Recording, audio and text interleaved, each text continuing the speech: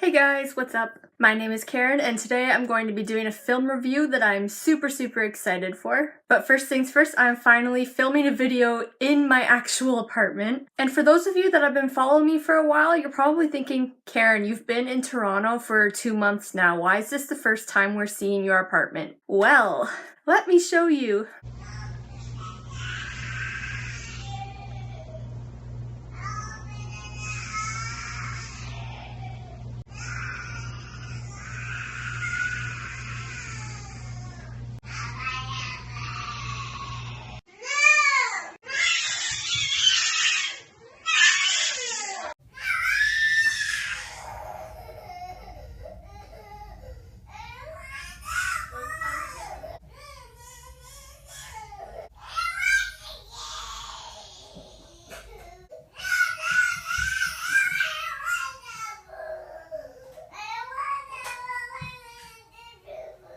So yeah, that's why. But anyways, today's video is not about Rosemary's Baby. Today we are going to be discussing another incredibly amazing horror franchise. More specifically, the most recent adaptation of a classic horror novel, and that would be It. So as most of you probably know, I am a super huge Stephen King fan, and the original It up until now was one of the few horror films that I could actually get through and be okay with afterwards, and I absolutely loved Tim Curry, and so that was kind of one of the reasons why I actually was willing to watch it in the first place. But when I saw that this brand new version of It was coming out, and that it was getting insanely positive reviews, 90% approval rating on Rotten Tomatoes, then I was like, okay, I need to get brave and I need to go and see this to support my main man, Steven. I feel really weird right now being a booktuber and actually filming this review just because it is actually one of Steven's books that I have not gotten to yet. I knew forever that this movie was coming out, and that had been one of my goals for this year, was to actually read it. But I've just been overwhelmed with everything that's been going on this year, so unfortunately that was one of the books that I have yet to get to. But as I said in my Harry Potter TBR video way from the very beginning of my channel, that sometimes I think it's okay to watch a movie before reading the book, because then that's kind of like a better chance that you'll have an equal appreciation for both. So last weekend on September 9th was actually my 23rd birthday, and my sister was kind enough to take me to go see It as my birthday present, so I figured out, you know what, this is a great opportunity to go see this movie that everybody's raving about. I'm gonna go ahead and do it. That same day too, I took a trip to Hot Topic and I bought this awesome t-shirt. So I figured I had to wear it today. You know, I just love Steven so much. I loved the original movie, and even though I haven't gotten a chance to read the book yet, I was like, you know what?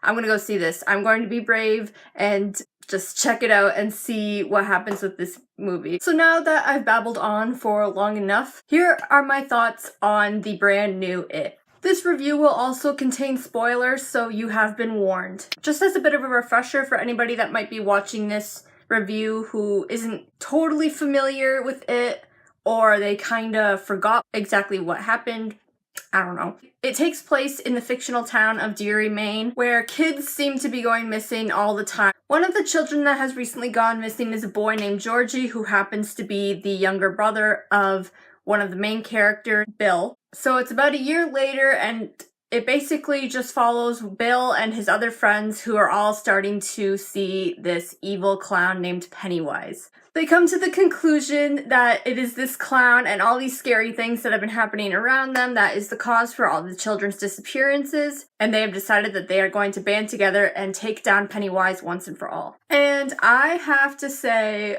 holy crap, was this movie good. And I'm not a horror buff at all. I like Stephen King because I like how he incorporates these really important life messages into all of his books, and that's why I'm willing to put up with any Stephen King stuff. Other horror movies, I'm like, get out of here, I don't want to watch you, I like being able to sleep at night. But this one was worth being a little creeped out at nighttime because it was just so well done. I honestly don't even know where to start. I just like everything about it was just so good. One of the things I'll point out first, which is the only noticeable difference from the original movie as well as the book, was that it takes place in the 80s as opposed to, I think it was kind of the late 50s, early 60s in the original. But that really, I think, improved the story a little bit. There's just something about the 80s that makes everything seem a lot more interesting, and just having this like 80s soundtrack to it and seeing like all the kids act like, you know, 80s teenagers, I think was really cool. And I think most 80s movies almost have like that kind of heartwarming component to it. Like when people think 80s, they probably think things like, you know, every single freaking Molly Ringwald movie that was out during that time and things like that. So I think incorporating that romantic comedy type feel to it really highlighted a lot of the backstory with all these kids that was going on too. So I think that was an awesome creative decision that they made. Very briefly, I'll mention the set. They didn't really seem to film it in like too many like actual built sets. A lot of it was real world locations, two of which were actually in Kitchener, Ontario, which is actually where I went to see the movie because that's where my sister lives. Whoever scouted the locations for that movie did an awesome job because there were so many places that looked super, super creepy and just really suited the story so well. Like they were all just so creepy and so old looking, and it just suited the things he tends to create so well. Next, I really want to hit on the absolute big thing with this movie, and that was the acting. So starting with the kids, since they were pretty much the main focus of this movie, those kids are such insanely talented actors. Like, where did they find them and where did they learn how to do that? That's what I want to know. Richie was actually played by one of the boys from Stranger Things, so I don't really think it's much surprise there that he was able to do such a good job that he did, but like, all these kids, there was not one child actor in that movie that sucked or showed no emotion or whatever. Even the boy that played little Georgie, it wasn't like in the original where you see Tim Curry just kind of like pull the kid playing Georgie like into the well and it goes black. We actually see Georgie basically fighting for his life a little bit, especially after getting his arm bit off, which, by the way, I was not expecting that at all. And the whole time I'm just sitting there like, because, like, that's not something you would ever think a movie would do, is, like, show a kid that young with their arm bitten off. That way that kid was able to portray being in total shock, because at first you expect that, like, if somebody gets their arm bitten off, you're gonna be in excruciating pain. But the reality of it is that you're going to be in, like, so much shock, and also, like, fight or flight would kick in too, right? So the way that that kid was able to portray that, like, oh my god, this monster just bit my arm off, I gotta get out of here, that was insane. And honestly, I'd say that kid was probably no more than, like, 9 or 10 years old. Probably younger. Like, every single kid that was in this movie was so good. Like, the girl that played Beverly, the way she was able to broadcast so many different emotions, especially with her entire backstory with her abusive father. Like, props to her. Kid that played Bill, he just nailed that, and all his emotions trying to deal with the disappearance of Georgie and wanting to believe that he was still alive and everything was so powerful to see. Ben, too, was another one of my favorites because he's just, like, so cute. And he's definitely one of those characters that a lot of what he's thinking can be portrayed just in his face and in his eyes. And I think he did a really good job of that as well. But my favorite is probably the fan favorite for everybody, which was Richie. He was so funny in that entire movie. And that's really nice to see too. Even like when it's an adult actor who's able to be very serious and very funny. Like I know like the first few times Jim Carrey did like serious movies, everybody was kind of shocked by that because you don't really expect to see that. This kid had the perfect balance between being a comedian practically, as well as also being able to portray sadness and fear and like all the emotions you'd expect those kids in that movie to be feeling. But again, Stranger Things actor, so of course he's got talent. But I think the one person we really gotta talk about right now is Bill Skarsgård, who of course played Pennywise. And oh my god, new crush. Right here, new crush. Like I said before, I love Tim Curry. Like Rocky Horror Picture Show, basically any interview, any role that he's done, like I just love him. Anytime a movie gets remade, it's very hard to accept that like what you've come to love, like in the classic, especially with like the actors, it's hard to accept that there's going to be someone else taking that over. But Bill absolutely owned the role. Tim Curry's role was so classic because he managed to be very creepy and was so funny all throughout. But Bill was able to also take that role and really make it his own and really add to the scary factor that would have been found in the original book. Someone wrote on a comment on a video that I was watching too that comparing Bill's Pennywise to Tim's Pennywise would basically be like trying to compare Jack Nicholson's Joker to Heath Ledger's Joker, and I absolutely agree with that. I think they are both like so different from each other and just both good for their own reasons, so I don't want to sit here and start talking about, oh, I think this one's better because of this one's worse because of this. They're both just perfect the way they are. But since this is about the 2017 version, we gotta talk about Bill and the amount of talent that that man has. Oh my god. I don't think I've ever seen anybody in a movie be that scary so effortlessly. I read up on so much of the preparation that he did for this movie. One, they were supposed to CGI his eyes going out to the side, and he was like, oh nope, I can do that by myself. So what you see in the movie is actually his own eyes, which is freaking disgusting, but so cool and so committed at the same time. And he even talked about how he gave himself nightmares just by playing this character day in and day out. And it's like, I don't blame him. He was freaking scary. They did an excellent job on his makeup and the special effects that went into like when his teeth came out and, you know, when his claws grew out of his hands, and oh my god.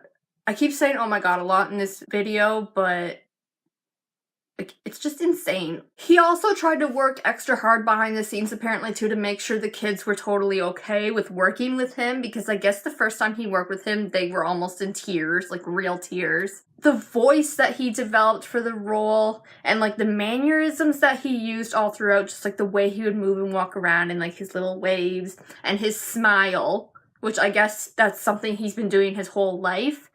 But just the way he incorporated that into like his facial expressions. Okay, the scene where he actually starts dancing, like you think there's gonna be a jump scare and he starts dancing instead. That was so funny. Like, we're basically spending the entire movie just sitting there screaming at everything he does, and all of a sudden that happens, and it's just like, oh my god, give this man his Oscar. Give him the Oscar. Like, I know people don't like to nominate horror films for the Oscars anymore. Give him the freaking Oscar. Best actor. Let him go home with it. Like, come on. He was able to bring so much fear and so much humor into his role to make like this creepy demonic being. Tim Curry's version, I said I wasn't going to compare them, but I will say this, it's very easy to remember at times too, like, hey, this is just a man dressed up, this is just a man dressed up, this is just a man dressed up. With Bill's version, the way he took it on, it's definitely so easy to forget that it's fake. The whole time you're watching it, like, even though it's, you know, human dialogue in English and, you know, just like he looks human and all that stuff, like, you just forget that, like, it is someone dressed up because everything about it just screamed evil. Mad props to Bill Skarsgård, and I was not kidding about that Oscar. Give it to him now. And just like the film overall with the plot and everything was so well done. The way that they presented the individual fears to all the characters was executed beautifully as well. Ben's library scene, as well as Beverly being absolutely drenched in the blood. And you know how it's revealed that Bill's greatest fear is finding out that Georgie's dead. And the way Mike is first introduced to Pennywise and everything, it's just like, I don't think anyone could have sat there and come up with a better way of presenting each of their fears. And oh my god, a lot of like the monsters that were in it, I'm not sure if they were actually supposed to be zombies or not, but that's kind of what they look like. And I'm a big Walking Dead fan, okay? I can watch them destroy zombies and watch people get eaten by zombies like it's nothing. Like, I'm so desensitized to that show now. But when those came on in the movie, I had to cover my eyes because they were so scary. I honestly don't even know if I actually watched 50% of the movie or not. Like, I watched enough and like was opening like my fingers to like double check what was going on and everything. So like, I know everything that happened. I don't think I could accurately describe what all the monsters looked like. Just things that you wouldn't expect to scare you end up scaring you. We had already been scared so many times in like the first 20 minutes of the movie that my sister ended up shouting out, "Why did I pay for this?" And she actually made a bunch of people laugh in the theater, which was good because she ended up paying money so we could get like the VIP seating in like the Cineplex theater that has like the chairs that actually recline and you can bring food in and stuff like that. And I was like, if we get kicked out of this because she can't stop screaming, like, that's gonna suck. And then she literally screamed during the one scene where Beverly turns around and Pennywise is actually standing right there. making people laugh again. So I mean, this is definitely a movie you want to watch with people that can make you laugh during it. Otherwise, if you're just watching it alone, you're just gonna probably be sitting there covering your eyes and crying the whole time. Unless you're a big horror buff and you're kind of used to that stuff, then you'll probably be okay. But somebody like me, like, nah, watch it with your friends. During the day, preferably. And even though I haven't read the book yet, I could definitely feel that there was a lot going on that was more like the book as opposed to the TV version. Because I remember watching that one and kind of thinking like, because I'd heard from people that had read the book that, you know, like all the characters see it as their fears. And I didn't get that vibe from the original movie because I think Pennywise shows up pretty much all the time. But with this movie, they did a really good job, as I said earlier, of like really highlighting what all these characters are afraid of. But the overall feel of this movie was very terrifying, and I really liked that there were so many moments between the kids where you really felt like they were just kids, and those moments felt very comforting and very nostalgic because it kind of takes you back to your early teen years of just trying to enjoy life and be there with your friends. And just seeing them be funny little kids too was just such a nice thing to see and such a great mix to this film that was otherwise extremely terrifying. I remember sitting there, and I think I've mentioned it before on my channel that I am absolutely obsessed with Carrie, which is another Stephen King book. I've read the book and I've seen the original movie and I saw the 2002 remake. I have yet to watch the 2013 one because I was so angry with a lot of the decisions that were made public before it even came out. But it reminded me so much while I was sitting there of why I love that movie so much. It's just like how they intertwined like insane horror elements with like elements you would see in most like beautifully done contemporary films was just so nice to see, especially for people like me that might be deciding they're going to be brave and go, but they're not really a horror movie buff. And it definitely makes you love these kids that much more because most horror films, you're going to see people get killed. I mean, that's just how it works. You don't really know much about these people, so it doesn't hurt as much when you see them die. Whereas this one, you're rooting for these children who you wouldn't think could defeat something like this. You feel for their little crushes that they have. You feel for their pain when they're being bullied. And you just feel for them with every situation that comes up in this film. I think that's what makes it so much better than most horror films today. It's why it has a 90% rating on Rotten Tomatoes, because it's not just a horror movie, it's like something else. Watching that movie has made me even more excited to read the book now, and I'm really hoping I get to that soon because I can tell just from watching this movie alone that it is just such an incredible story, and I really need to sit down and read it from the man that created it. The original will always hold a place in my heart since I loved it so much when I saw it. Otherwise, I wouldn't have bought a t-shirt with it on it. But this movie, I think, is easily an instant horror classic, and I think it's probably going to turn out to be one of the best horror films of all time. It just has too much good stuff going for it. Like, I can't say there was anything I disliked about it other than watching Georgie get his arm bit off. Like, the movie's practically flawless. And I really hope that this movie continues to get so much recognition that it deserves that most horror movies don't get.